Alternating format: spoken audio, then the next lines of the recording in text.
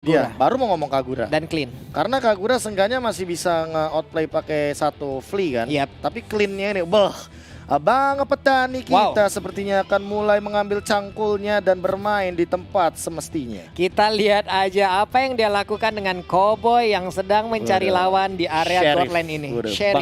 Bang Sheriff. Yang kalau sampai Sheriff ini membawa bounty hunter yang bisa dibilang emblemnya telah lama hilang. Tapi berani banget loh bawa Brody tanpa healer. Wow. Tim Griffin seolah mau menjawab apa yang diberikan sama EVOS Legends.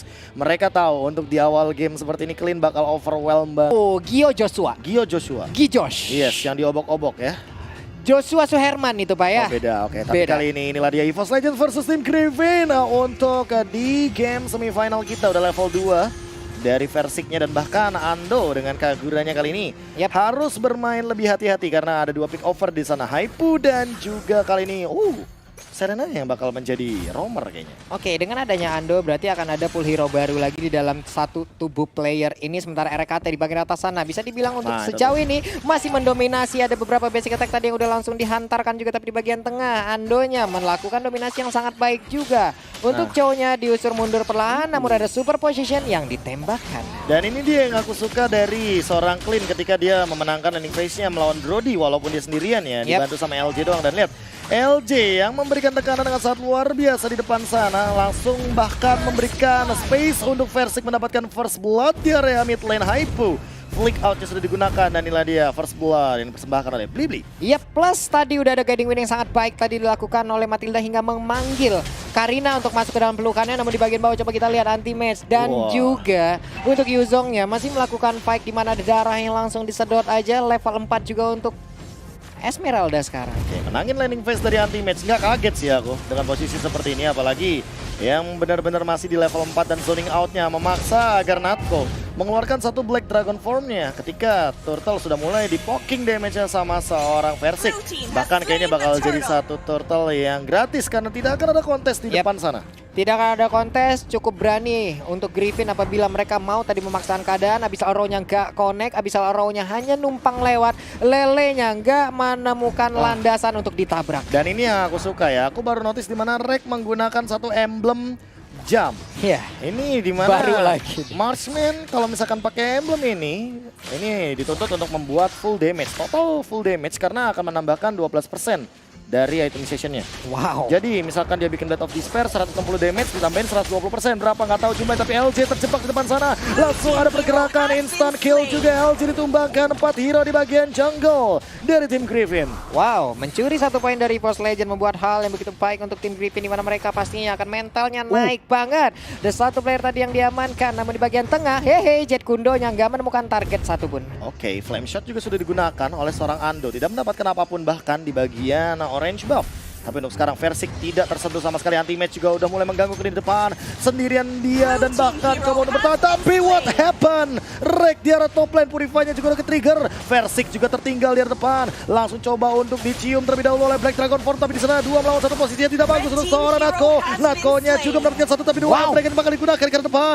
Versiknya masih dalam keadaan immune dan dikejar tapi mendapatkan 1 poin kill daripada seorang Ray yang bukan Reynaldi. Bagus sekali di mana Versik ya tadi pun berhasil langsung diambil aja untuk poin killnya. Menjadi sebuah keunggulan untuk tim Griffin kali ini, mana satu jungler utama dari EVOS Legend berhasil dilumpuhkan. Namun anti-match masih terlalu tangguh untuk mengisi area lane dari XP. Wah, ini PR sih. Untuk menumbangkan anti-match minimal Natko harus punya dominance ice. Atau mungkin nanti akan ada di tangan dari Bleh sih, dari Necklace of Durance-nya Raw dilontarkan tapi belum ada target yang optimal. Iya, sepertinya RKT pun tadi tertancap dengan adanya Abyssal Arrow Pak ya. Makanya mungkin langsung dibabat habis juga di bagian atas sana, sementara anti-match di bawah memaksa untuk Yuzong yang gak boleh keluar kandang, tetap berada di dalam lingkaran dari outer turret yang dia milikin. Untuk shield turretnya juga sejauh ini aman, masih dicolek sedikit aja. Namun untuk sekarang wave minion kembali masuk dan anti-match memiliki waktu untuk pergi ke arah yang berbeda. Rotasi lagi, mendapatkan informasi sebanyak mungkin dan mencuri satu Cyclone Eye itu yang biasa dilakukan oleh EXP laner dan bahkan memotong di depan sana di bagian inner turret agar langsung melakukan rotasi ke arah bagian turtle. Yap. Ray-nya juga udah mulai keganggu. Kayaknya turtle-nya bakal direlakan begitu saja, tapi kali ini anti-match sendirian di depan sana. Masih ada Petrify kan enggak, masih cooldown dan bahkan dimainin dengan interference, tapi hanya buying time saja dilakukan oleh seorang anti-match. Black Dragon Form pun di pop out. Dan ingat ada Petrify di depan sana, langsung digunakan begitu saja dengan satu Dragon Tail dan menghilang dengan pasif yang terhisap. Tapi Blade juga harus ditumbangkan sendirian. 1v4 situation. Kali ini lihat sendirian di depan Alcirnya tidak bisa berbuat banyak, tapi di depan sana LJ juga masih bisa untuk bertahan. Haipu tidak mendapatkan apapun dan terkena efek slow. Lihat Versiknya juga udah mulai hadir dengan slashing damage yang terlalu sakit dan bahkan terzoning out sendirian dari seorang Haipu. Dance of Death, Dance of Blood tidak bisa menumbangkan karena Chow tadi sepertinya udah ada satu flame shot juga yang ditembakkan walaupun masih miss. Mungkin itu Chow-nya agak kaget tuh. Wah, apaan tuh yang lewat sebelah gua tuh. Flame shotnya lewat. Namun ini dia anti-match. Diusir mundur kocar kacir, seorang dia dikejar oleh naga yang ada di belakangnya. Disedot kelar sudah, namun sepertinya pertempuran terjadi. Coba kita lihat aja dari sebuah layar kecil yang ada di bagian bawah. Pertempuran terjadi di area dari Purple Buff di antara kedua tim ini. Namun sekarang mereka masih ingin menginvasi ke area dari tim Griffin. Udah ada Purple Buff yang akan langsung diamankan. Udah ada pertempuran yang kembali pecah. Namun sekarang Tone Apart memorinya masih belum bisa memberikan damage yang jauh lebih maksimal lagi. Versik tertinggal, masih ada immune di depan sana dan bahkan tertangkap oleh seorang Altiralta. What are you doing? Dia di sana sendirian, gak bisa ada yang menjemputnya. Dan itu adalah satu mistake yang terjadi. Flicker ke depan tanpa ada perhitungan kalkulasi yang cukup, bahkan tidak mendapatkan Versik sama sekali. Hanya mengantarkan nyawa, tapi pertempuran kembali terjadi di bagian tengah antara Yuzong dan juga anti-match-nya. Anti-match masih terlalu kuat untuk kali ini. Walaupun darahnya dihisap, dia tetap santai dengan kumpulan darah yang begitu panjang sejauh ini. Tapi jujur deh, ini aku kaget banget loh melihat average KDA dari seorang Natco. Dia bahkan bisa dibilang walaupun tidak terlalu berbeda jauh, tapi untuk KDA yang kayak gini Mengungguli ya? mengungguli dari seorang anti-match secara data ya, ingat secara data. Tapi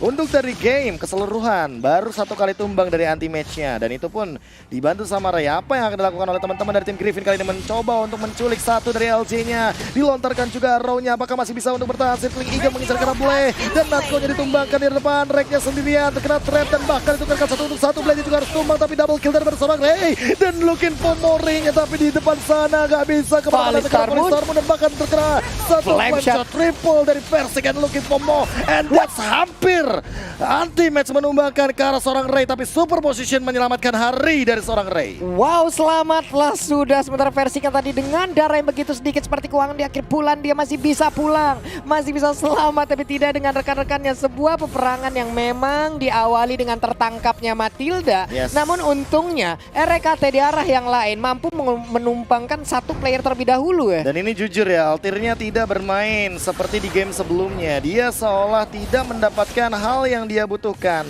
dari segi free hit, itemization dan segala macamnya. Dia juga tertinggal dari level sesama gold lane dengan RKT. Dan lihat di depan sana, Versiknya udah langsung fokus to Way of Dragon on point dari Haipu. Haipunya bakal langsung di-cancel begitu saja. Dia ada belakang, coba untuk ditangkap terlebih dahulu dan bahkan lagi Altir bakal tumbang sendirian. Ini yang over sudah digunakan. Lebih berfokus sama ke arah bagian turtle, tapi diamankan sama Rek. Reknya juga mendapatkan poin kill yang cukup optimal. Double kill dari seorang Versik. Looking for more lagi, dapat mungkin mau triple tapi gak jadi. Di shutdown oleh seorang Rek di depan sana. Wow, terpisah dan Ando pun masih sulit untuk ditumbangkan dengan ada satu flame shot. Berhasil dia mengusir mundur pergerakan dari Yuzongnya. Namun di tempat yang lain, seluruh area yang dimiliki oleh tim Griffin langsung diinvasi habis-habisan.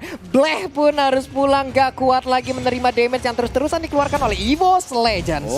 EVOS Legends lagi dan lagi. Snowball yang berhasil, apalagi Karinanya. Lihat yang lagi akrobat ya kan. Dia benar-benar tidak tersentuh sama sekali. Walaupun tumbang sempat satu kali, tapi dia 9 poin kill dan itemization-nya bahkan sudah menyentuh ke arah Athena Shield, Pak Bulung. Oke, dominan Eye sudah diamankan juga oleh Esmeralda ataupun anti-match. Sementara itu untuk Yuzongnya masih belum menggunakan satu item tersebut. Karena bisa dibilang mereka untuk pertemuan yang harusnya sangat-sangat kencang sekali. Dan ini unik banget ya. Entah Versik akan menuju ke arah Antiquiras atau ke arah Brute Force, tapi dengan mengamankan satu Azure Blade ya, dia ingin cooldown reduction tambahan 5% doang setidaknya untuk nambahin mobilitas dan bahkan efektivitas dari skill-skillnya dan anti-match.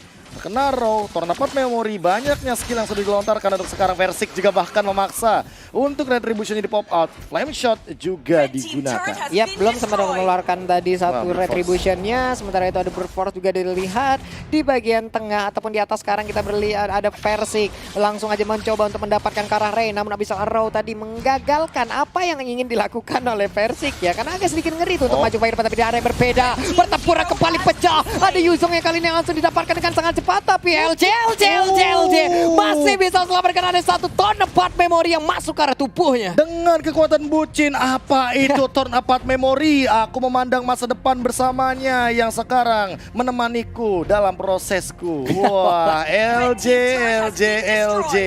Dia benar-benar masih stronghold banget di lini depan. Bahkan satu Tornapot Memory nggak cukup untuk memberikan dealing damage. Dan kali ini Haipu bahkan tidak bisa nge-zoning out siapapun. Dia juga nggak bisa salah-salah untuk flicker karena sekarang udah memasuki menit ke-10. Lordnya bakal up.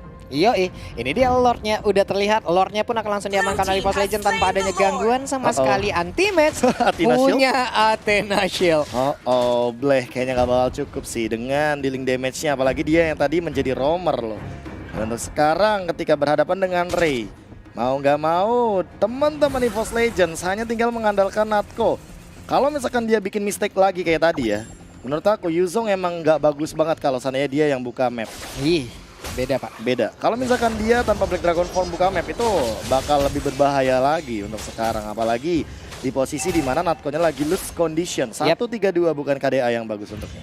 Oke, dan barusan juga terlihat ada satu player tadi langsung di zoning juga oleh LJ, dipaksa masuk lagi ke dalam area pertahanan. Ando punya Divine Glaive. Ini penetrasinya sekali payungnya nyenggol. Ini kacau balau juga nih damage-nya. Tapi di tempat yang berbeda untuk RKT juga punya Malefic Roar selain berguna juga untuk turret. Ini sakit banget pak penetrasinya. Ini dia langsung the loop start begitu saja ke depan anti-mage sendirian, tapi masih coba untuk ditahan terlebih dahulu. Altir bakal coba untuk di zoning out. Bahkan Tornapot Memory digunakan dan kayaknya gak bakal cukup untuk memberikan dealing damage karena anti-match-nya still alive. Dan bahkan lihat bergerak ke arah bagian bottom lane-nya, hilang dari turretnya top lane. Juga rontok, perfect situation banget untuk EVOS Legends. Sebegitu disiplinnya mereka untuk menumbangkan semua inhibitor turret. 5 lawan 5 masih ada lagi dan lagi. The loop is start dari Entropy mencoba untuk mempertahankan dari base-nya. Ando di depan sana ini yang overturn-nya bakal kena 3 dan bahkan menarik 3-3-nya dari tim Griffin. Falling Star Moon coming up, Altir-nya tumbang untuk 5 kalinya dan bahkan Haipu juga sama. Masih mau lebih lihat daripada seorang Natko-nya sendirian. Belum ada Black Dragon Form juga yang dia gunakan untuk sekarang. Bakal dipaksa untuk mundur di zoning out begitu saja. Dan RKT mendapatkan poin dari Ray. That's it. Final untuk EVOS Legend. EVOS Legend goes to Grand Final untuk Open Qualifier. Hanya tinggal menanti siapakah antara